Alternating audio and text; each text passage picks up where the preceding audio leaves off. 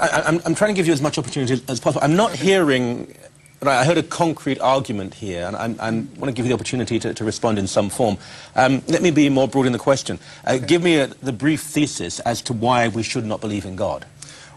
Well, why we shouldn't believe in God really depends on what you mean by belief. Whether or not we should accept the arguments really has to do with whether they correspond with the facts. Well, there can be no absolute certainty that there isn't or there is. I mean, obviously, you're an intelligent man. You would never say atheist. I mean, atheism is rationally impossible. You can strongly doubt. You can strongly believe. If there was absolute proof, then God wouldn't be loving. He wouldn't give us freedom. There has to be that room and not to believe. You have to want to find him.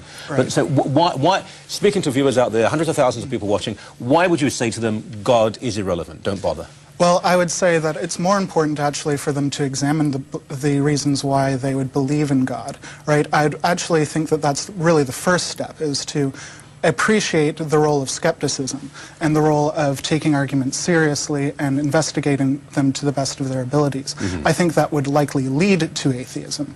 I don't think that it's necessary for people to have arguments for being atheists, rather that they should come to the conclusion that makes the most sense to them. Why?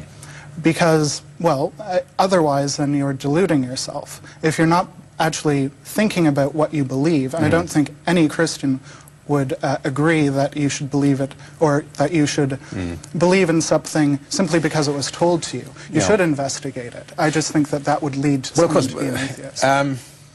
We seem to be going around in circles here. But the reason we're having the debate is, does God exist? So obviously, it's a self-evident truth that I believe in debate on these issues. Right. I want you to tell people why they shouldn't believe, if you want to use the semantics, why they shouldn't imagine there's a God. Show me how there's no God. Give me proof that God doesn't exist.